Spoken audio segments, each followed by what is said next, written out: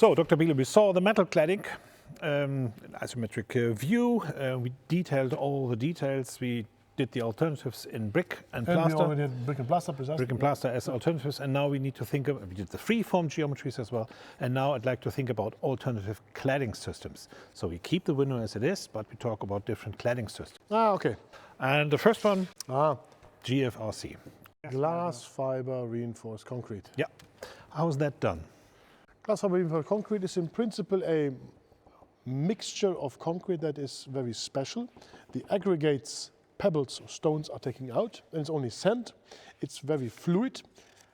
Thixotrop means it can also stick to vertical surfaces, and you can spray it. And then you either have glass fiber reinforced mats or short snippets that will be shredded out of the pistol directly, and you can make 2-3 centimeters, maybe even thinner panels out of that. You can put it into molds or whatsoever. I've seen people taking a mold or formwork off a mountain range, and then you can spray this into this mold, and then you have an artificial mountain.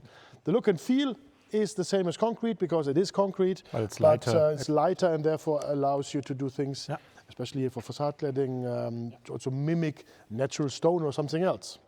And it's going to have a substructure similar to the metal cladding. Mounting brackets, you make sure that you can adjust them in the height or whatsoever. If we now mimic natural stone, let's go to real natural. Ah, that's nice. That's real natural stone setting.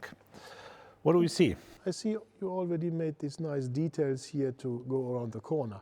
If you don't, it looks like a thin layer, like tiles. But if you are able to manage also some depths here, often they cut a mitre and then glue this on, then you need to see a very small line, but if you are 2-3 meters away, you can't see it anymore. Or we carve this out of a solid piece, which obviously is then makes it more expensive, but that's a quality discussion and about the money. 2-3 centimeter for the concrete, 5 centimeter, maybe 6 centimeter for the natural stone, depending on the size. And again, a metal frame structure at the back, which then takes the stone in. It's nice technology. They figured out various things to hold them with holes drilled from the side and brackets and fine adjustments. It's a very expensive facade. Often you see that on the first 2 floors, street level, to give the building a massive look and feel and touch, and then up there they change into a different system. Now we go super light. Fabric. Fabric.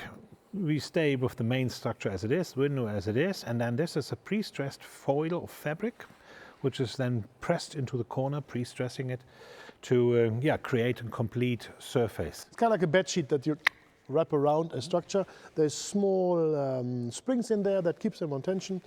Very nice. I really like this because you can use various colors easily. You can also print on it. So if you want to have a picture of someone or an advertisement or your company logo, that's easily possible on the fabric. Doesn't last that long. That's the point. 10 years lifespan, something like that, according to. Make sure. But if you plan to making this more often a change of color or something like that over the years, might be a good solution. Good opportunity. And now a fancy one.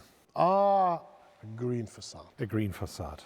We keep the main system as it is, and instead of cladding it with something else, we clad it with boxes where green is placed in. Yeah, various systems already on the market. Often what they do, they also take care of the irrigation system. So there's already a sprinkler sort of installed that the gardener doesn't have to come and water the plants, but this is taking automatically. Advice from our side, make sure that you get the experts because they know exactly on which side of the building and on which orientation which kinds of plants. And then that's also a nice home for bees and other insects. Yeah, makes it biodiversity opportunity. Precisely. Costly, of course. We have one around the corner here. Let's take a look at that one. Let's go.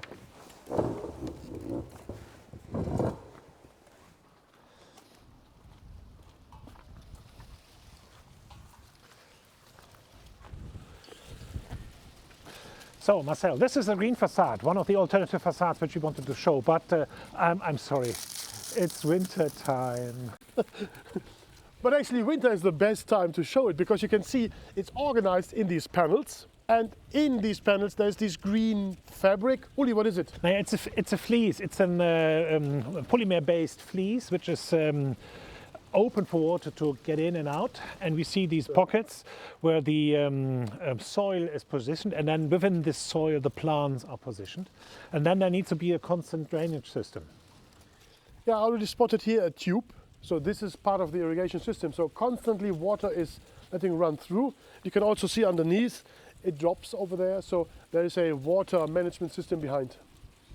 And that's what you need to make sure that this really works for the whole year. And this is what we wanted to show. This is one of the alternative facades. And by this, we close this chapter of alternative facades. Perfect.